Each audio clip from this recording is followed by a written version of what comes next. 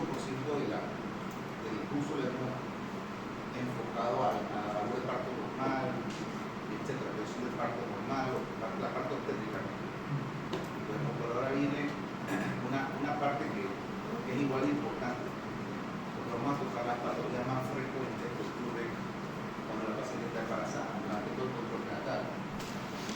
Y se va a dar cuenta que todas las manejamos de esa misma forma. Factores de riesgo, causa, prevención primaria, prevención secundaria y manejo extrahospitalario y manejo intrahospitalario. Entonces, traten de enfocar esto así. ¿Cuáles son los libros que tienen de referencia? William Ekman. Otro que usted puso que era de John Hopkins, pero eso no lo leímos. Que el manual de Ese es el manual de terapéutica. Ese es muy bueno. Pero ese no es terapia. Anoten bien. Si lo pueden conseguir.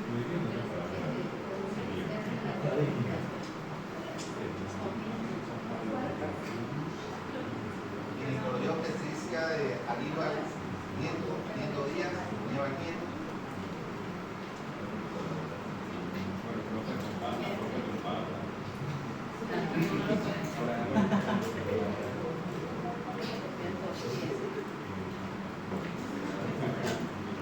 Ustedes son los piratas, ustedes lo van a conseguir igual.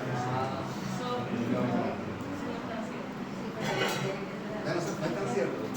A ver, papá, Tiene 17, lo conseguimos y que el 7. Y ese está muy bueno. Es español. Habla su prosa es muy sencilla y creo que está bastante actualizado.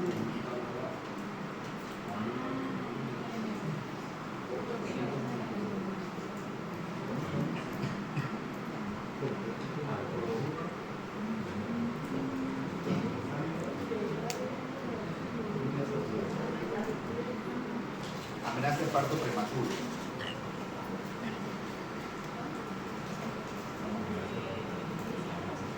No sé si se dieron cuenta que iniciamos aquí con la palabra parto. Parto es que ya tuvo un parto. ¿Vale? Y nació un feto prematuro. ¿El feto prematuro cuántas semanas debe tener?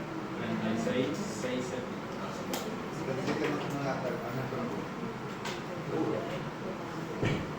Antes de 37 semanas. Embarazo prematuro. Desde 22 semanas. Antes de 22 solamente es periable y usted ya sabe todo el asunto de la obra. Pero es eso, parto es que ya tuvo un parto y fue prematuro. Y amenaza de parto prematuro significa que en realidad no ha parido y le llega con dolor, en bajo vientre y tiene presencia de dinámica uterina. Tiene actividad uterina regular, 1 o 2 cada hora, cada 3 cada hora, y también tiene algo que se llama modificaciones cervicales. O sea que el cuello se acorta hasta un 50% y puede encontrar hasta 1 centímetro de dilatación. 1 o 2 centímetros de dilatación. O sea que tiene un bicho bajo, pero ya con cervix desfavorable. El cervix maduro, con ciclo de maduración. Entonces, es importante que esa cosa, que tenga actividad uterina y que tenga modificaciones cervicales, dilatación y bojamiento. Y se debe dar en el embarazo entre las 22 y las 36 séptimos. Es una amenaza de parto prematuro. Es normal tener un embarazo de 34 semanas con dolor y modificaciones cervicales. No, eso no es normal. Entonces, por eso es que tienen que acostumbrar. Ahora ya vieron la parte normal, ahora tienen que acostumbrarse a saber que existen embarazos anormales, o sea, situaciones anormales como se dice. Y eso es una cosa importante que tienen que identificar. Eso significa que cuando estén en un cuarto de urgencia, de donde estén, tanto Tomás, de arranque y tal vez el tanto y esté sólido como interno, como le va a pasar, no todas las embarazadas que vienen que bajo dolores bajo vientre y que tengan embarazo prematuro tienen infección de vía urinaria. No todos los embarazos que vienen con dolor a pacientes, quejándose de molestia, la molestia urinaria, molestia de bajo vientre, con embarazo pretérmino, tienen infección de vía urinaria. Probablemente sea lo más frecuente, pero le va a tocar una con esto, ¿vieron? Y le va a regresar con el pelado en los brazos. No se da cuenta que en realidad tenía amenaza de parto prematuro, ya que las consecuencias se miden de acuerdo a su capacidad diagnóstica. O sea, ¿qué significa? Que presten atención. Entonces, la amenaza de parto prematuro es difícil de predecir. Es difícil predecir una amenaza de parto prematuro. O sea, no podemos predecirlo. Es un poco probable, pero hay ciertos factores de riesgo. En la mayoría de los casos se ingresa a la paciente con un diagnóstico de amenaza de parto prematuro, pero el riesgo de adelgazarse el parto en realidad va a ser un 20 a 30%. Es muy bajo.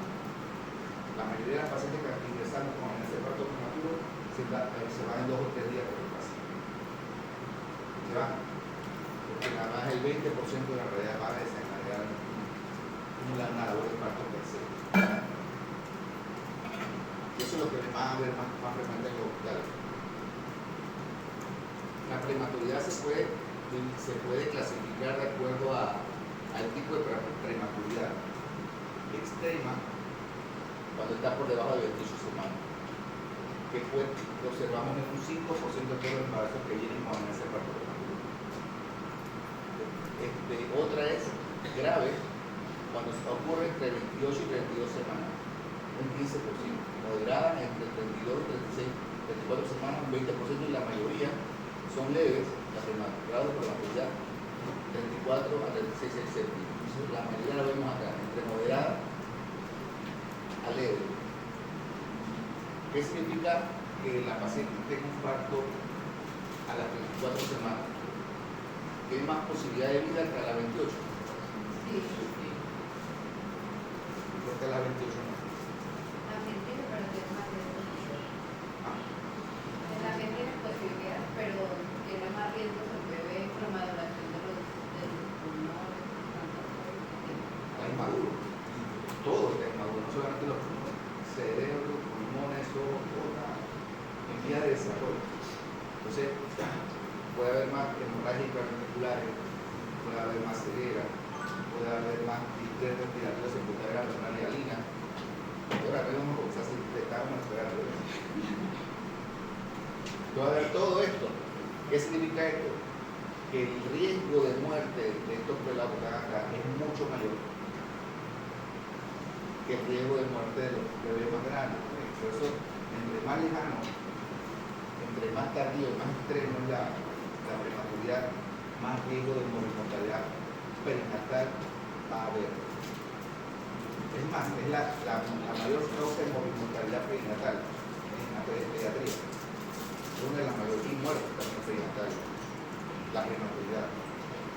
Entonces, los fenómenos fisiopatológicos asociados al parto prematuro están asociados básicamente a una activación de los patrones de citoquinas proinflamatorias frente a las moderadoras, así como a los productos de la inflamación. Un proceso inflamatorio. Lo desencadenan infecciones, lo desencadenan desprendimiento prematuro de placenta, lo desencadenan infecciones bacterianas, infecciones por clamidia y sobredistensión uterina. O sea, son procesos inflamatorios. Recuerden, en la labor de parto o el inicio de la labor de parto, necesitamos un proceso inflamatorio para que se comenzaran a producir citoquinas y prostaglandinas. Más o menos ocurre lo mismo acá. Debe haber algo que desencadene el incremento de estos productos de la inflamación, citoquinas proinflamatorias.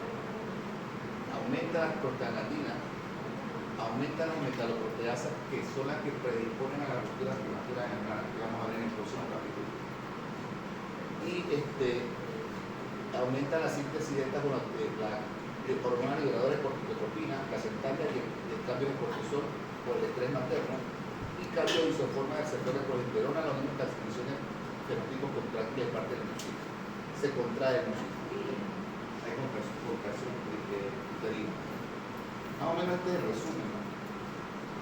Las inflamaciones o infecciones que provocan inflamaciones también incrementan las citoquinas proinflamatorias. Y todas estas citoquinas intervienen estimulando la metaloproteasa y a la producción de prostaglandina para que el cuello se modifique.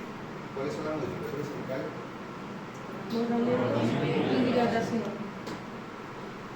Tienen que haber modificaciones cervicales para pensar en amenaza de parto prematuro.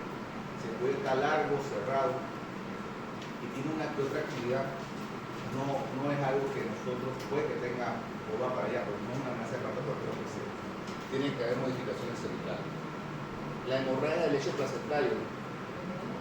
¿Cuándo hay hemorragia? Cuando hay desprendimiento, cuando de repente una placentación anormal, cuando ocurre percancia de eclampsia, puede producirse hemorragia del lecho placentario en donde se estimula la falta de progesterona y las conexiones del receptor de oxitocina se incrementan y por lo tanto estimulan la producción de contracción uterina. Lo mismo que el estrés materno, que estimula el cortisol, la hormona liberadora de corticotropina placentaria, y el estrés fetal y el perinatal. Se habla que el estrés fetal, todo lo que conlleve una hipoxia perinatal dentro del útero, puede estimular el cortisol placentario y por lo tanto la gonadotropina, la hormona liberadora de corticotropina y el aumento del cortisol que estimula básicamente estas sustancias que dan para comenzar la contracción uterina. Y la sobreexpresión uterina. ¿Cuándo ocurre eso? ¿Cuándo piensas que puede distenderse el canto del útero para...? Sí, embarazo enfermedades con un tipo. ¿Cuándo más? En masas, tenemos masas de útero. Y hidrámico. Polidramio o embarazo múltiple. Se detiene tanto el útero de embarazo múltiple que nosotros sabemos que esos embarazos no van a llegar a término. Ustedes están contentos, la mamá están contentas, sí, tenemos dos, qué bueno, tenemos tres, qué bueno, para salir de esto de una vez. Nosotros lo que estamos nos ponemos las uñas con esos embarazos, ¿está bien? No es una buena idea que embarazar mental. Porque sabemos que no va a llegar a término. Es más, salen mucho antes, la mayoría. Precisamente por estos problemas que puede provocar, incrementa la posibilidad de nacer parto prematuro. Entonces, ya lo hemos mencionado dos veces, infecciones o inflamaciones, inflamaciones, hemorragia del lecho placentario, estrés materno fetal o sobreextensión uterina. Esas son usualmente los factores de riesgo que incrementan la posibilidad de parto. Primero, la metroproteasa rompe la membrana y puede hacer ruptura uterina, ruptura prematura de membrana. Y la ruptura prematura de membrana, cuando ocurre el pretérmino, se llama así: ruptura prematura de membrana en pretérmino. Así como está ahí, ruptura prematura de membrana en pretérmino. Cuando ocurre el término, se llama ruptura prematura de membrana a término. Tienen que poner el apellido. Lo otro es que existen partos pretérminos, que ya lo dijeron, entre 22 y 36 semanas. Entre 32 y 36.6 semanas.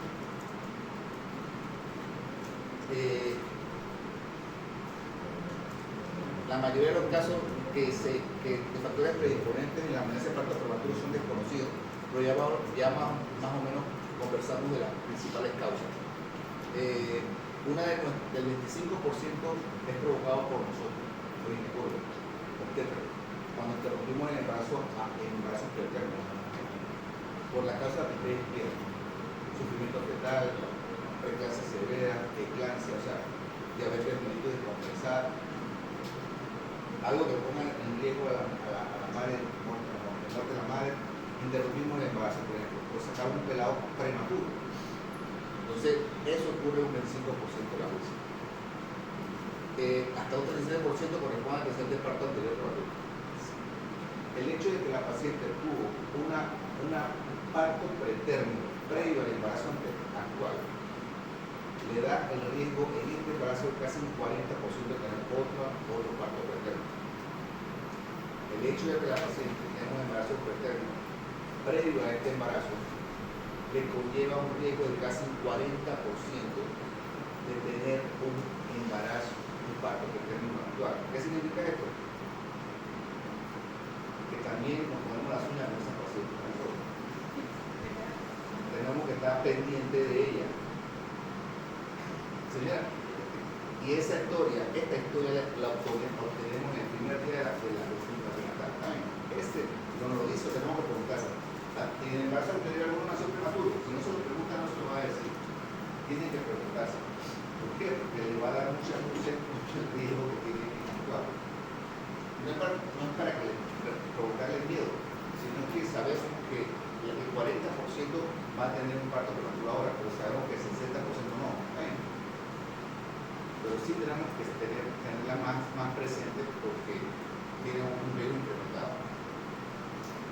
Además que tiene mayor riesgo de tener uno más abortos espontáneos, causa de prematuridad, hay un 3% por malformación uterina, hasta 2% por incompetencia químico-cervical, que lo hablamos un poco acerca de eso.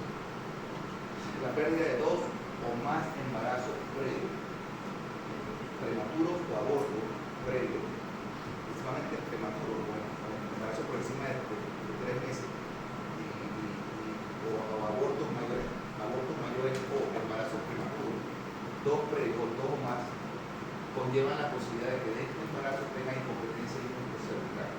Por lo tanto, tengo que programarla para hacer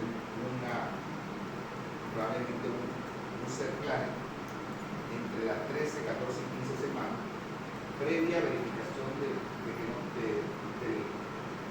que cromosómicamente debe tener la hace un tamizaje cromosómico y que no tenga malformaciones fetales. Se le hace el cerclane entre las 13, 14 y 15 semanas. ¿Cuándo se lo quito? Usualmente entre 36 y 38 semanas se lo cortamos para que pueda parir vía vaginal.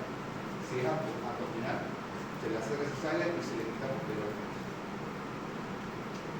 Punto 2, hasta 2% puede haber incompetencia químico-cervical. Y estas son las encargadas de producir problemas de amenaza de parto prematuro. El grupo termolítico del grupo B, Neisseria gonorrea, clamidia trachomatis, el treponema pálido, y la tricomona vaginal y la gardenia vaginal. La tricomona, y una charla de eso, produce, tiene la paciente más riesgo de cuando tiene tricomona, de ruptura prematura de membrana, amenaza de parto prematuro. Así que cuando vean que la paciente tiene como una con el frotis que le hagan, o sea, la gota gruesa o le hace una prueba específica o motivo, si ven que comuna, hay que tratarla, usualmente con el azul, lo mismo que con la clamidia de traumática. Importancia, casi la mitad del total de las muertes prenatales son causadas por este parto pretérmino. Y la supervivencia disminuye de acuerdo a la edad del feto. Entre más pequeño el feto, más tardío, más pequeño o de edad gestacional, menos posibilidades de supervivencia va a tener. Las dosis más frecuentes es la causa más frecuente de muerte de los recién nacidos, el parto prematuro. Y usualmente se debe a esto, a la inmadurez pulmonar, enfermedad de membrana hialina o síndrome interno severo, hemorragia intraventricular, hipoxia fetal y anomalías congénitas un 9.7%. La evaluación clínica, ya lo mencionamos, presencia de contracción uterina, confirmar la edad gestacional. Por eso es muy importante ustedes saber qué edad gestacional se encuentra el embarazo en este momento, ya sea corroborada con el ultrasonido y la fecha última vez, porque de eso va a depender el manejo del feto. Ya sabemos más o menos qué puede pasar si sale el feto fuera del útero. Puede morir. El bienestar fetal y obviamente tratar de evaluar cómo está el bienestar fetal intraútero, como monitores fetales, ultrasonido, pidiendo líquido amniótico, etc. Prevención, identificar la población de riesgo. Tratamiento de las causas que desencadenan el parto prematuro, y usualmente son infecciosas, tenemos que buscarlo. Reposo en cama.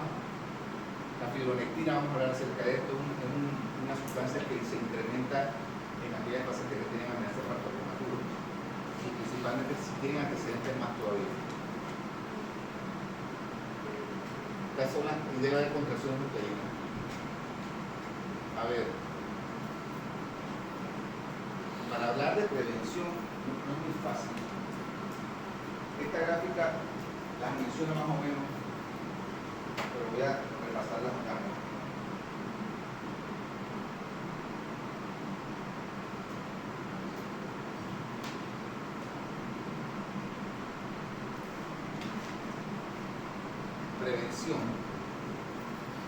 Prevención primaria. ¿Cuál es la prevención primaria?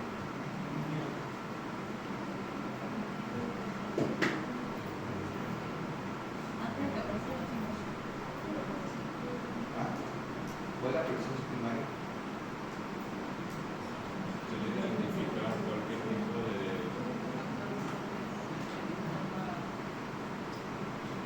Antes de que ocurra la noxa, la vacuna de VPH es una prevención primaria o secundaria. primaria. Si la está poniendo ahí, si la pones a niña que no está teniendo relaciones sexuales, no está en cuenta el virus, y si la pusiste en una prevención primaria. Si la vacuna, la vacunación en general se considera una prevención primaria también. Entonces, ¿cómo podemos extrapolar la prevención primaria a amenazas de parto prematuro? Es identificando aquellas pacientes de riesgo, como que fuman, que usen tóxicos, cocaína, alcoholemia,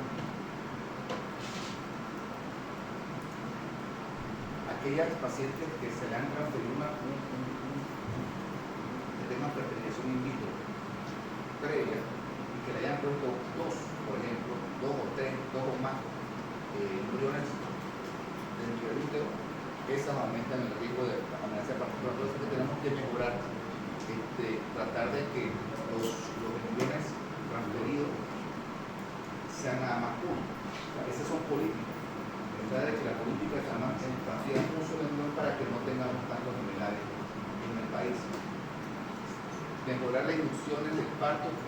Nosotros los ginecólogos en algunas ocasiones tienen inducciones semanales, vamos a inducir porque me tengo que ir al día siguiente para otro país con la semana. Entonces, pero si la inducimos el parto o le hacemos una cesárea a las 37 semanas, está muy cerca de las 36.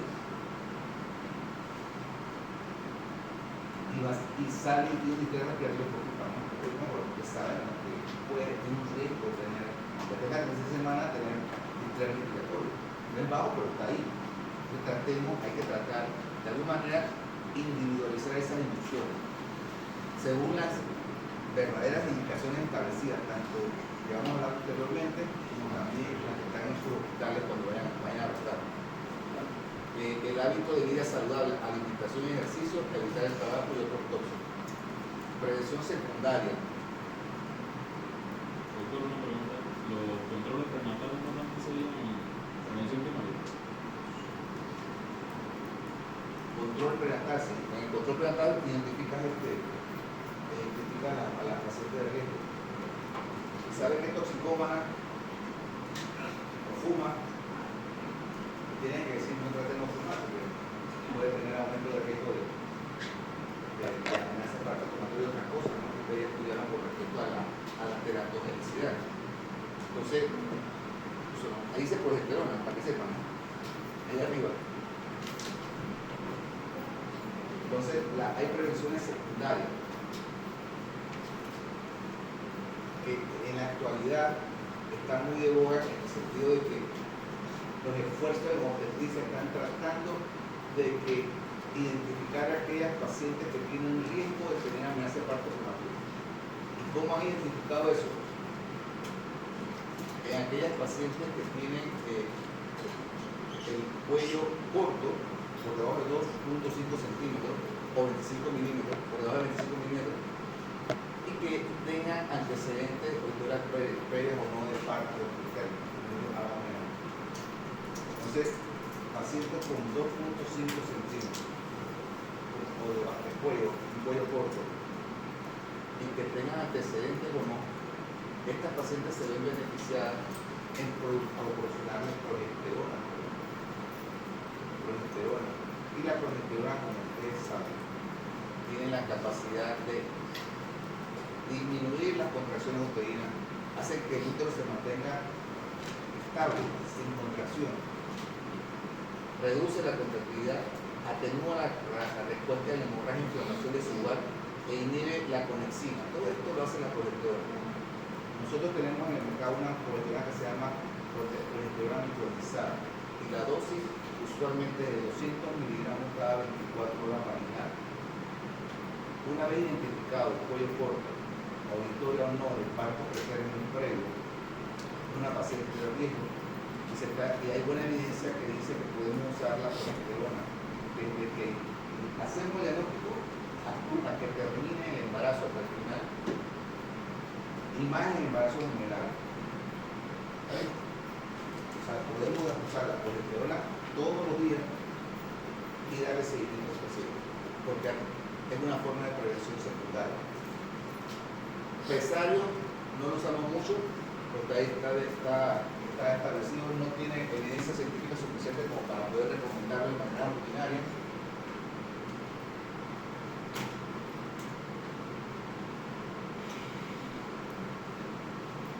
Cerclaje, ya lo mencioné.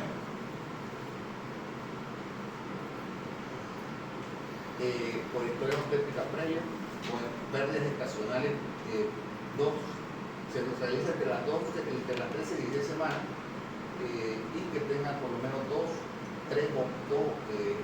más de 3 abortos tardíos o partos pretérminos previos.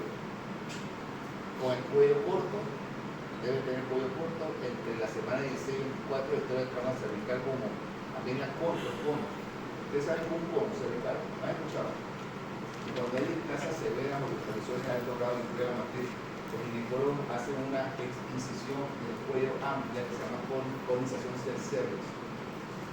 Esa colonización, si la paciente no ha quedado nunca embarazada, cuando queda embarazada, hace que el cuello sea muy amplio, ese cono, un cono amplio, bien amplio. Si un cono bien amplio hace que el cuello se debilite e incrementa los riesgos de parto prematuro en la paciente. Entonces, es una paciente de riesgo. En algunas ocasiones tenemos que, si tiene cuello corto, mejor hacer un cerclaje a esa paciente. Y la exploración física.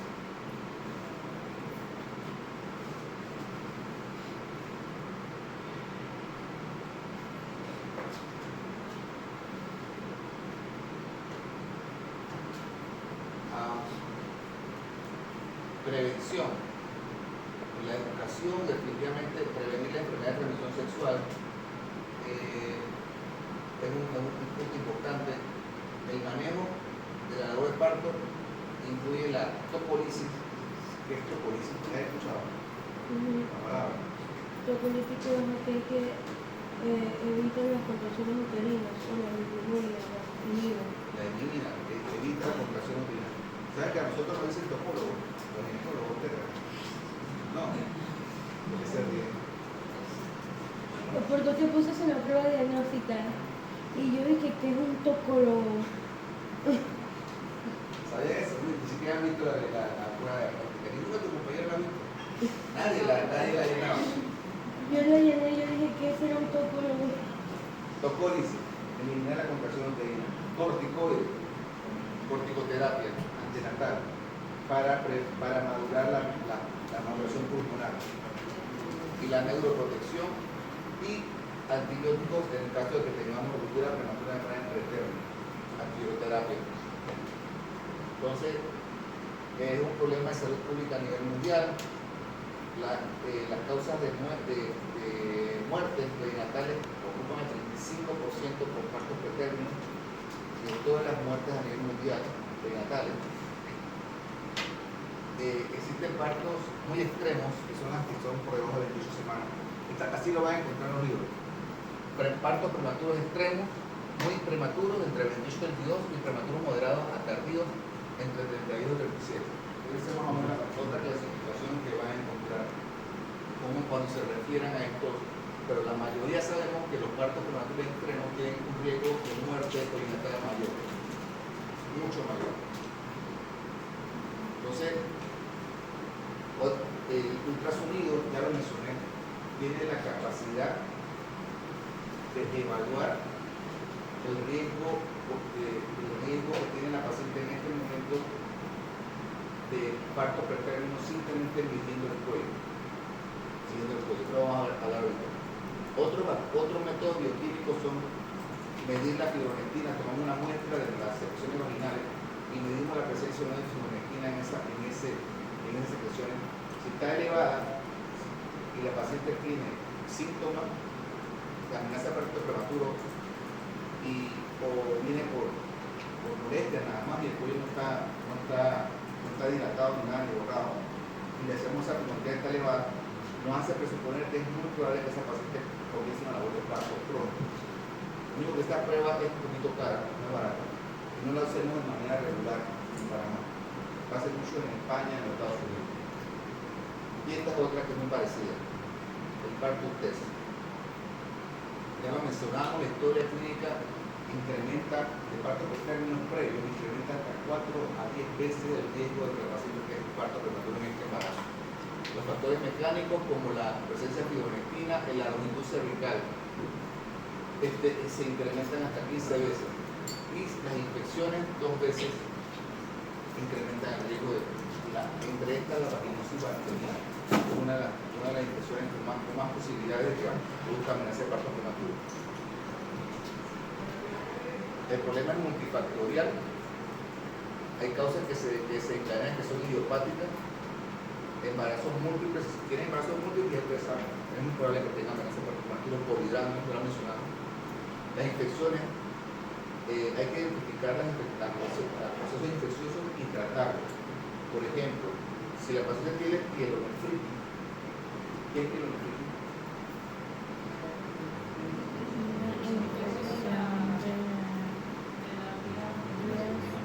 Infección de la piel renal superior. ¿Cuál es la renal superior? Los cálices renales y el cuello renal. ¿Cuál es la renal superior?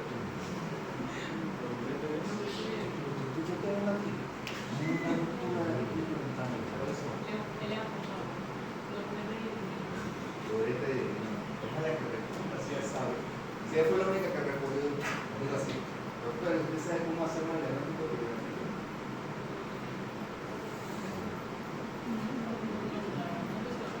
Con polipercusión.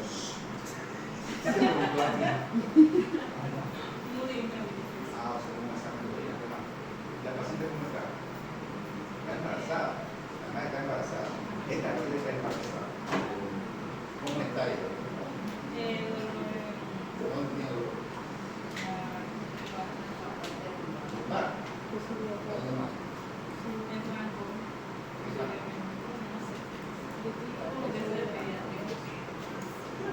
Si tú usas lo que usted sabe, le va a decir, podemos reorientarlo. ¿Cómo está? ¿Está tranquila, fumando su puro? No, ¿cómo está? ¿Va a tomarse una margarita allá en allá? ¿Cómo está? ¿Cómo está la pelada? ¿Cómo la ves? Jodida, doctora, está jodida. Se siente mal, tiene fiebre. Tiene mal estado general de libertad. Tiene mal, tiene fiebre. ¿Sabes qué fiebre? ¿Cómo está con fiebre? ¿Cómo se siente? Mal. Bien mal. Está con fiebre. Y ya sabe que ya tiene un proceso infeccioso. Está embarazada, tiene un proceso infeccioso. Entonces tenemos, ¿cuál es nuestra labor? Identificar el foco infeccioso. Ya yo te dije que tenía el foco infeccioso con una pielonefritis, una infección vía urinaria de vía urinaria superior, pero uretero y riñón. Además de la urinaria circulativo que le vas a hacer. Y la vas a hospitalizar o no.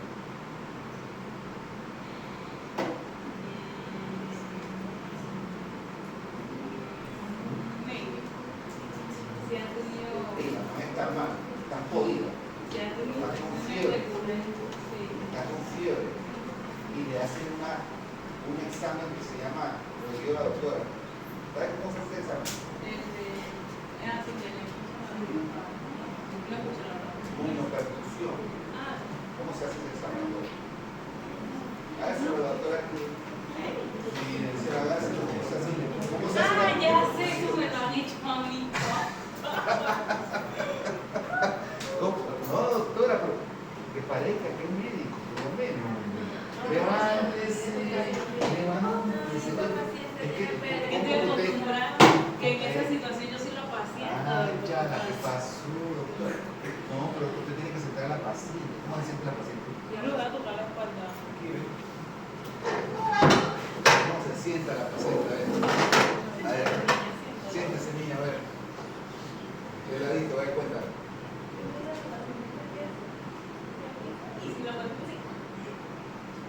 ¿A dónde están los riñones?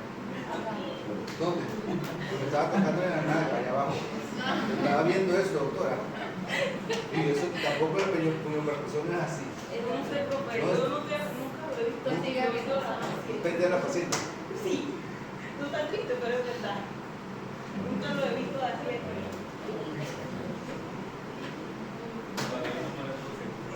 Ustedes están siguiendo el drama social, sí. Todos saben hacer puniopercusión, no se rían, que lo voy a poner acá adelante a hacer. Yo no sé. Lo que ella no sabía que son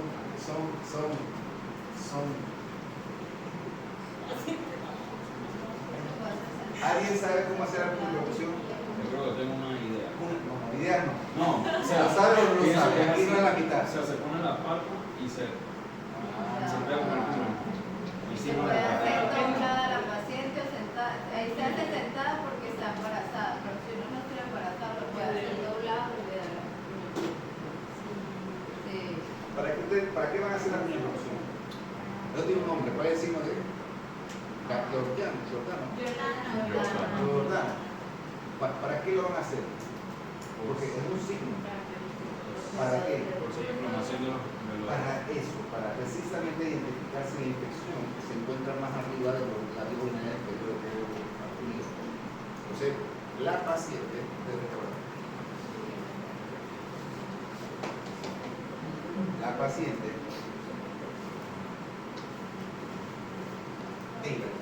una paciente que está jodida, está gorda, se siente mal, tiene fiebre, está deshidratada y para cómo está embarazada. Ustedes le van a hacer para que parece así, claro que le va a hacer así y que parezca que es un médico, está bien. Yo la voy a examinar, ¿verdad? Una molestia. Sí. Nada más le hacen así y ella está saltando, ya no tiene que estar matando a la historia, ya tiene el Jordano positivo. Ponen ahí puniopercusión positiva en su historia, le hacen su unidad de suelo cultivo y la van y la hospitalizan. ¿Con qué la hospitalizan?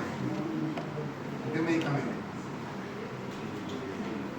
Creo que eso estaba en las palabras que yo le dije al principio. No, pielonefritis, no, cistitis, infección de vía urinaria, no. ¿No estaba ahí? No, la tengo que poner ahora. Pero está bien, gracias. Entonces,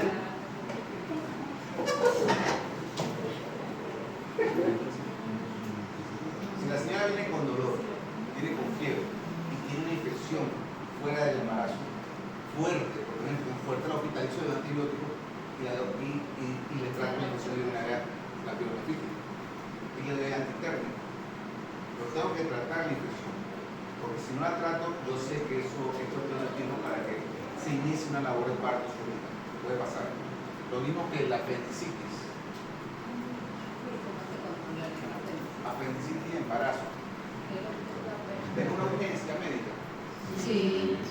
¿El abdomen cómo está? Blando, depresivo.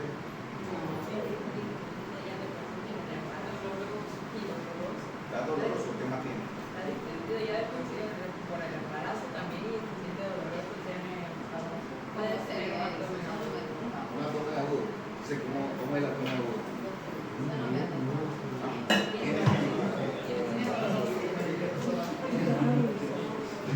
Eso no lo hemos discutido hace una semana atrás. ¿Qué? Abdomen agudo. No. Sí, Ahora le ¿verdad? toca a ella. Ahora le toca a ella. ¿Viste cómo se le olvida la cosa? No pasar la semana y se le olvidó ya. ¡Ey, me vuelvo! Cierro, me apago con la luz y nos vamos. No, no. Abdomen agudo, sí. De esto van a comer ustedes. ¿Estamos de acuerdo? Para eso viene la paciente a tocar en la puerta del consultorio. Para saber si tienen cosas así graves como esta también. La mayoría no la van a tener, pero si no la pueden reconocer siquiera, hey, cierren la puerta y váyanse por su casa, no vienen a hacer aquí. ¿Estamos de acuerdo? Entonces, ¿cómo se identifica un abdomen agudo? ¿Cuáles son los signos? ¿El abdomen está hablando de presión? No. Tiene rebote y tiene rebote, defensa. Rebote y defensa. Lo hablamos ampliamente aquí, el lado del rebote y defensa. Y además esta paciente tiene algo más, algo adicional, un apendicitis. Y está Signo embarazada. de Murphy, de Soares, no, hay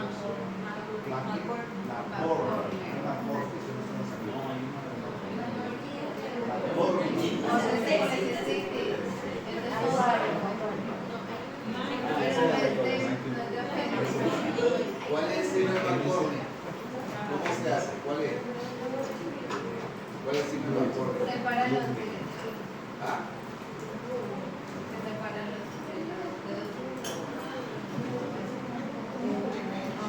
¿Usted habla sin idea? Creo brazo derecho. Bueno, Creo que es eso.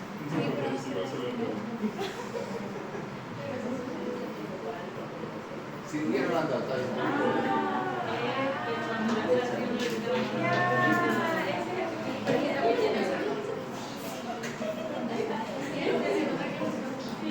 Desde el ombligo hasta la izquierda.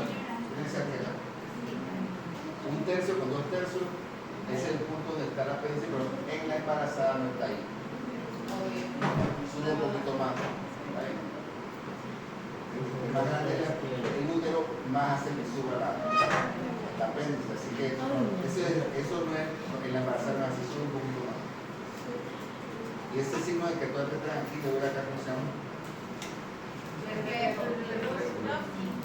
¿Cómo? Reflejo. Próximo, no sé qué. No sé si va. Una pregunta, entonces ahí se hace la cirugía y el embarazo no se interrumpe, supongo, sí. Y no se deja, ¿no? Pero sí puede producir amenaza de parto prematuro. Esa infección, esa apendicitis puede desencadenar una amenaza de parto prematuro. Nuestro trabajo es inhibirlo, que no ocurra y que el cirujano resuelva su problema quirúrgico. ¿Está bien? O sea, ahí no meten manos tetras, solo cirugía general.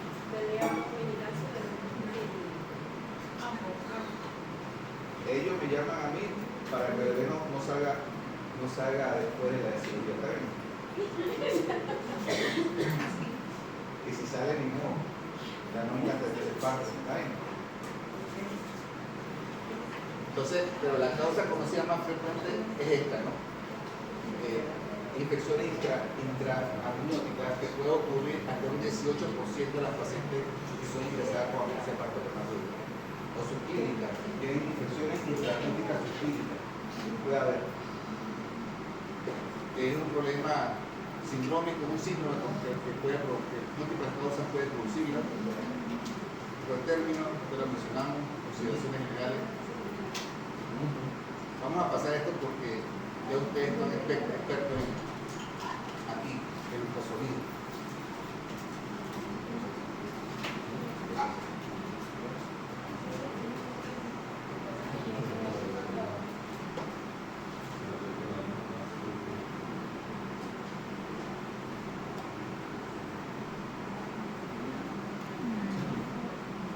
No pude agrandarla, pero no importa. Vamos a pensar que en esta imagen que hacemos un ultrasonido vaginal, créanme que el cuello es este, ¿no? ¿Está bien? Acá está el feto, el orificio cervical interno está aquí, el orificio cervical interno está acá. Entonces se mide de aquí hasta acá. El cuello. ¿De cuánto debe medir más o menos? ¿Cuánto mide un cuello del cervical? Es largo.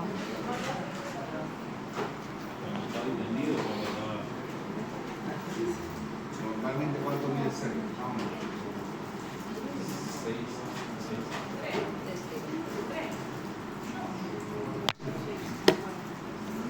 3.5 a 4 centímetros. Entonces, se mide de aquí hasta acá. Este tiene una bomba, el fenómeno, hay un fenómeno de embudización. El orificio cervical interno se va abriendo y se forma como un embudo y el cervix será cortado. ¿Saben? Esto es un cervix acortado. Tiene menos de 2.5 centímetros o menos de 25 milímetros.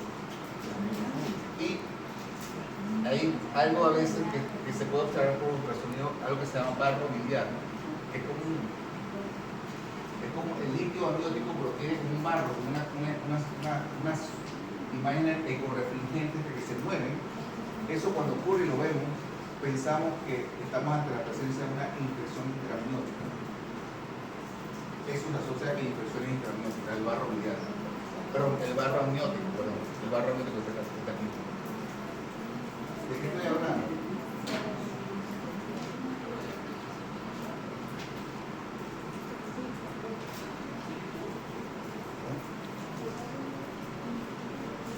Este es el cuello, lo medimos, ¿no? De aquí hasta acá tiene forma de T, está normal. Pero en la medida que se va haciendo un abombamiento aquí, se va cortando el cuello, ¿no? Hasta que prácticamente queda en forma de V, está súper corto, y ya cuando prácticamente está borrado, está a punto de desencadenarse la amenaza de parto prematuro. Entonces, con un ultrasonido que está aquí, ¿no? ¿Lo ven? El cuello. ¿Lo veo, doctora? No lo veo. Bueno, acá. Créanme que este es el cuello de la matriz, no, porque este es la cabeza, la carota. Ustedes tienen una imaginería así como lenta. Es que la estamos dando.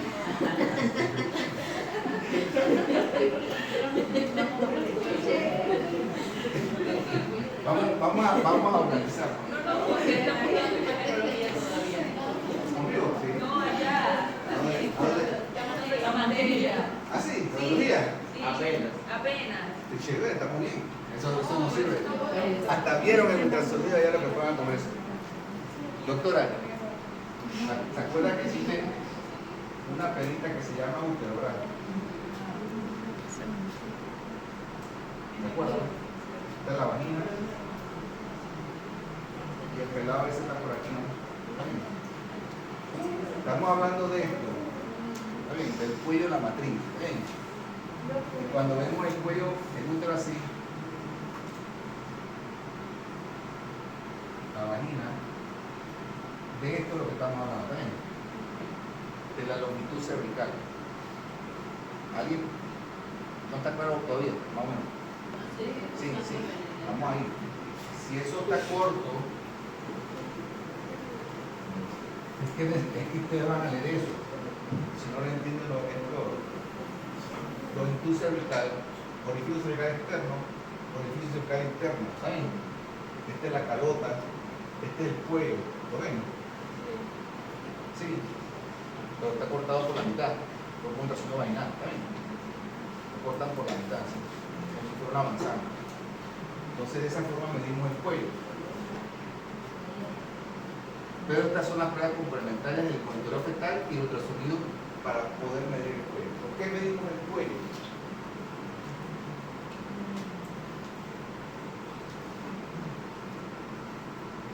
Precisamente para evaluar el riesgo o no de la paciente de amenaza de parto prematuro. Cuello corto, tenemos que, si buscamos un cuello corto asintomática a la paciente, darle progesterona y darle progesterona por todo el embarazo. Si la paciente tiene síntomas y encontramos el cuello corto, la hospitalizamos y le damos tocolítico, le quitamos la compresión uterina, pero sabemos que tiene cuello corto y probablemente se va a mantener con progesterona todo el embarazo, por el riesgo que tiene de parto prematuro. Dinámica uterina, cuello corto, vamos a ver esto acá, tocólisis. ya más o menos tenemos la palabra tocólisis en la mente, es inhibir las contracciones uterinas. Recuerden, las dos razones por las cuales el paciente vino y decimos diagnóstico de parto, amenaza de parto prematuro fueron contracciones uterinas regulares y modificaciones cervicales también. Dicho, modificaciones cervicales con más del 50% de desbordamiento y 1 a 2 centímetros de dilatación. Tienen modificaciones cervicales. Pero esa paciente con contracción uterina y tiene un embarazo, por ejemplo, de 28 semanas, por ejemplo. Sabemos que un embarazo prematuro tardío, que si sale afuera del vientre de la paciente, el hándicap o la posibilidad de sobrevivir es muy baja. Entonces, lo que nosotros hacemos en el hospital es hospitalizarla, quitarle la contracción uterina y darle corticoides, ponerle corticoides a la paciente para darle una oportunidad al feto, por lo menos una semana, entre 4 y 7 días, de que haga efecto el medicamento.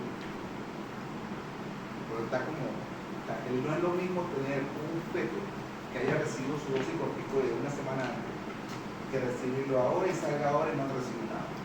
Hay más posibilidades de sobrevida o que el bebé le va mejor si le damos o le logramos proporcionar a la madre los corticoides maternos para la maduración pulmonar y neuroprotección.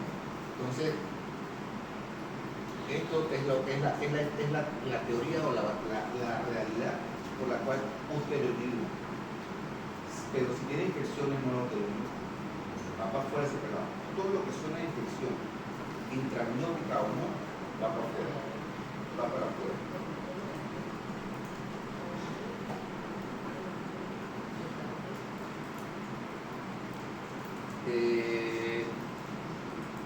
Si la paciente tiene más de 36 semanas, usualmente no utilizamos el embarazo.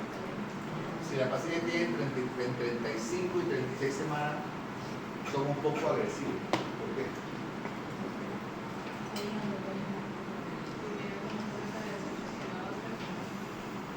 Le podemos dar tocopolítico oral en Filipinas, en su casa, no sé qué. Si comienza a activar más fuerte, la para acá.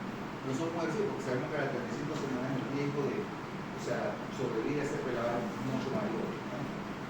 Entonces, sabemos que tiene amenaza prematuro, pero no somos tan agresivos de vivirla ni nada, de poner corticoides, porque ya ya a las 35 semanas no le ponemos corticoides, la ponemos hasta las 24. Vamos a ver eso. Pero por debajo de 35 semanas sí somos un poquito más agresivos. ¿Saben? Ahí sí somos más agresivos. Entonces, usualmente, si tiene menos de 24 semanas, podemos usar indometacina, que es un AINES que tiene la capacidad de inhibir las contracciones. Antes en Panamá usábamos mucho lo que era supositores de diclofenac. Pero ya no existen, pero usábamos eso para tratar las amenazas de aborto. Pero ya no lo usamos tanto. No lo usamos, pero la indometacina siempre implica oral para el uso de menores de 24 semanas, el uso de fonotopolítico. ¿Por qué no la podemos usar después de las 28 semanas? La indometacina, los AINES.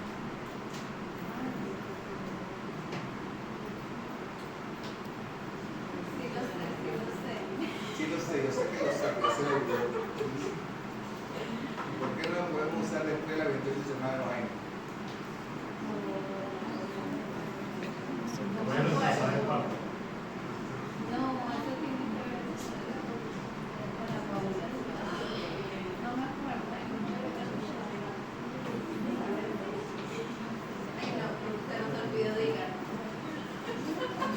Dice que puede darle malformaciones congénitas a nivel cardíaco al bebé.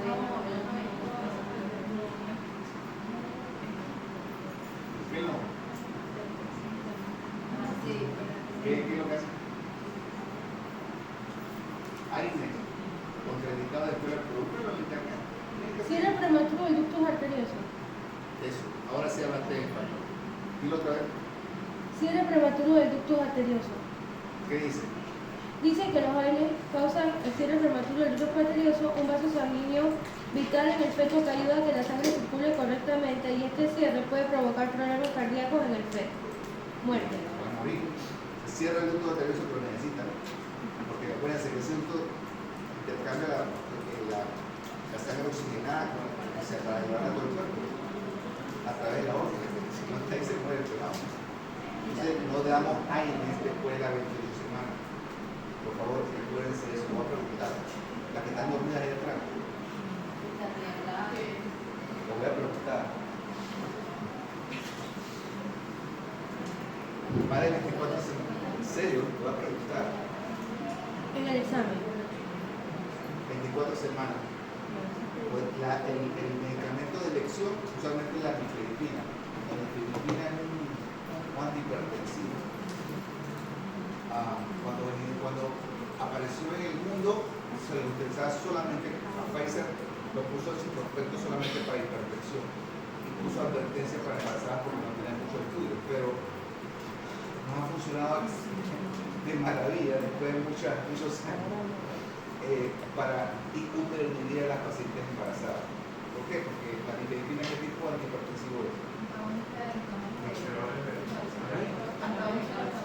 Antagonista del calcio. O sea que no permite que entre el calcio a nivel intracelular y por lo tanto no hay conversión. Hay vasodilatación en la mayoría de todo lo que produce el cuerpo. Entonces es un antagonista del calcio y por lo tanto funciona muy bien como antihipertensivo y como, porque nosotros lo usamos más como tocolítico. Tiene efectos secundarios, pero no tanto como lo que usábamos más, que era los betaminísticos. Tiene pacientes sin riesgo cardiovascular y medicación antihipertensiva, podemos utilizar atosiban. El atosiban es un medicamento muy bueno, intravenoso, caro, y funciona como bloquea los receptores de oxitocina a nivel nuclear y por lo tanto utilivive, pero es muy caro y funciona muy bien. Pero el problema de ese medicamento es que lo tenemos que poner intravenoso, a diferencia de la nifedipina, que es o sublingual o vía oral. En la actualidad tenemos una presentación líquida de nifedipina que utilizamos a nivel hospitalario. Le ponemos sublingual y le vamos a enviar a la paciente. Segunda línea de topólisis, en los casos en los que no hay respuesta al tratamiento inicial o que no funciona el topolítico en primera línea, podemos usar la atosiban, que ya la mencionamos, que intravenoso es muy bueno. Y si no hay riesgo cardiovascular o no hay diabetes, podemos utilizar la litrodina o salbutamol, ¿sabían? De repente ustedes que van para el Darién y no tienen más nada que salbutamol. Recuérdense que eso funciona como un topolítico, porque la litrodina es un betamimético y los betamiméticos producen relajación, pero no clorizol. Entonces, salbutamol, la litrodina son medicamentos que pueden utilizarse como topolíticos. El problema es que producen mucha taquicardia y ya prácticamente la tenemos en desuso en la actualidad. No la usamos mucho. Ahí no mencionan el sulfato de magnesio, pero es otro topolítico que usamos. Y también lo usamos como prevención de convulsiones en la lactancia clásica. Pero en este caso, como topolítico también, pues la van a ver que la usan en primera línea en los hospitales, aquí en Panamá. Y el sulfato de magnesio es también, creo que compite con los canales de calcio. Y obviamente no entra el caso a nivel intracelular y no hay conversión. Entonces, si quieren combinar los políticos, la mejor combinación podría ser nifedipina con atosiban. Ustedes lo mencionan, hasta el sulfato de magnesio puede ser utilizado como político. Podemos usar hasta 4 gramos de dosis inicial. Se diluyen 2 y 2 gramos. Ustedes en la paciente la ponen hasta el 2 y 2 gramos diluida y la pasan lentamente, los 4 gramos. Esa es la dosis inicial y después la mantenemos con 1 a 2 gramos por hora y intravenosa. Tiene un 90% de eficacia. Pero hay obviamente el efecto adverso de los niveles de magnesio en sangre que tenemos que estar pendientes. Porque si se eleva los niveles de magnesio en sangre a dosis mayores de fatales puede la paciente puede morir. Entonces tenemos que, como la forma como el magnesio se elimina de la paciente en la orina, tenemos que hacer balance hídrico, hacer que la paciente se mantenga orinando y evaluar los signos de complicaciones. Esto lo vamos a ver más con precacia y cáncer, pero para que sepan que existen efectos adversos cuando usamos sulfato de magnesio que tenemos que tener pendiente. La toxicidad de magnesio puede tener hasta principalmente el gluconato de calcio es el antídoto. El gluconato de calcio al 10% es el antídoto de la intoxicación por sulfato de magnesio. Nifedipina, la nifedipina, terbutaline es otro betagonista, la indometacina que es un AINE, y obviamente si tenemos corticoides tenemos que utilizarlo.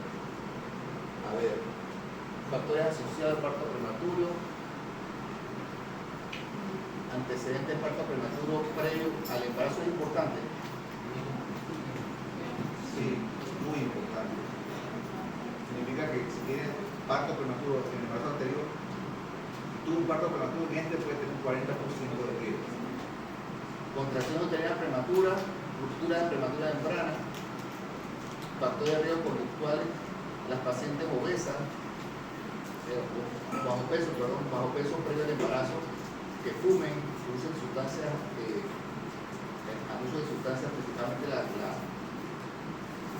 cocaína, periodo intergenésico corto, no hay periodo intergenésico más recomendado. ¿Saben qué es periodo intergenésico? Usted decidió quedar embarazada y parió. ¿Cuánto va a esperar para tener otro? 10 años. No voy a estar